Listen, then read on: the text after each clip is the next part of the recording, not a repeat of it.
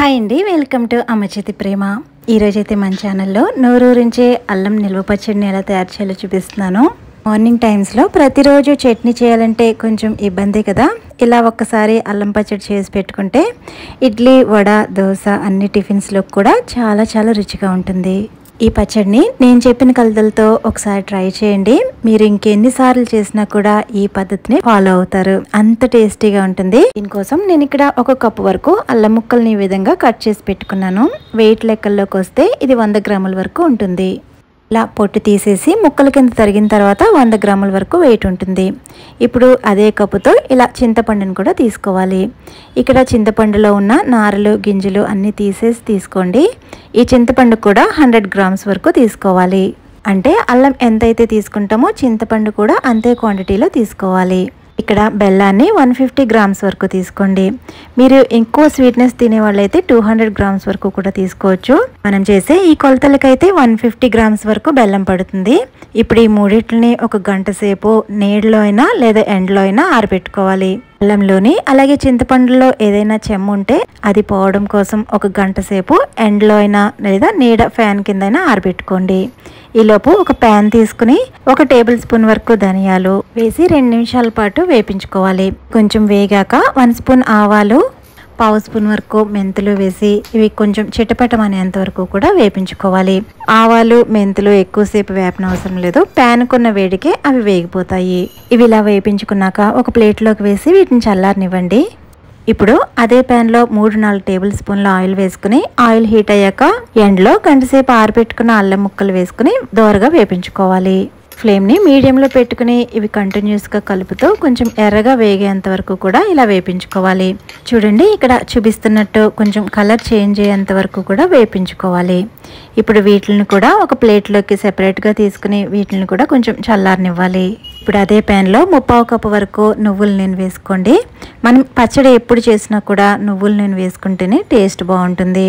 In case నువ్వుల నూనె లేకపోతే వేరుశనగ నూనె అయినా పర్వాలేదు. ఇప్పుడు ఆయిల్ హీట్ అయిన తర్వాత 1 స్పూన్ ఆవాలు, 1 స్పూన్ జీలకర్ర, 5-6 ఎండుమిర్చి, అలాగే 7 నుంచి 8 వరకు దంచుకున్న వెల్లుల్లి రేకులు కూడా వేసుకుని ఇవి కొంచెం వేగిన తర్వాత స్టవ్ ఆఫ్ చేసేసి దీనిలోకి 1/8 స్పూన్ వరకు ఇంగువ, అలాగే 1/2 స్పూన్ పసుపు వేసి ఒకసారి బాగా కలపండి. ఇప్పుడు అలాగే 2-3 కరివేపాకు రెబ్బలు కూడా వేసి ఇవి కొంచెం చిటపటమన్న తర్వాత ఇప్పుడు ఈ ఆయిల్ని స్టవ్ నుంచి తీసేసి పూర్తిగా చల్లారబెట్టుకోవాలి. ఇప్పుడు స్టవ్ మీద ఒక గిన్నెలో 200 గ్రామ్స్ వరకు వాటర్ వేసి బాగా మరగనివ్వాలి. చూడండి, ఈ విధంగా మరగడం స్టార్ట్ అయ్యాక ఎండలో గంట సేపు ఎండబెట్టుకున్న ఇలా చింతపండుని దీనిలో వేసుకోవాలి. ఇప్పుడు ఇది చింతపండు మెత్తగా అయ్యి కొంచెం గుజ్జు కింద అయ్యేంత వరకు కూడా దీన్ని మరిగించుకోవాలి. 4-5 నిమిషాలకి ఇక్కడ చూపిస్తున్నట్టు చూడండి, ఈ విధంగా చింతపండు దగ్గరికి వచ్చేంత వరకు మరిగించుకున్న తర్వాత చింతపండు ఇక్కడ చూపిస్తున్నట్టు గుజ్జు కింద తయారవుతుంది. ఇప్పుడు దీన్ని కూడా స్టవ్ నుంచి తీసేసి బాగా చల్లారబెట్టుకోవాలి.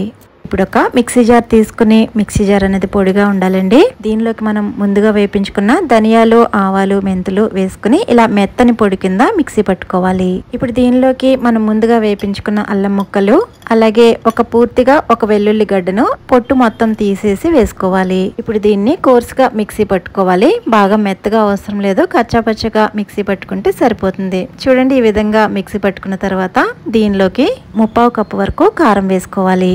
ఇన్ కేస్ మీరు బెల్లం 200 గ్రామ్స్ తీసుకుంటే కనుక 1 కప్పు వరకు కారం పడుతుంది. 150 గ్రామ్స్ బెల్లం తీసుకుంటే ఇలా నేను వేసినట్టు 1/2 కప్పు వరకు కారం వేసుకోండి. ఇప్పుడు దీనిలోకి 3-4 టేబుల్ స్పూన్ల వరకు సాల్ట్ వేసుకోండి. సాల్ట్ ఒకేసారి ఎక్కువ వేసేయకుండా ఒకసారి ఇలా వేసుకుని సరిపోకపోతే ఇంకొంచెం యాడ్ చేసుకోండి.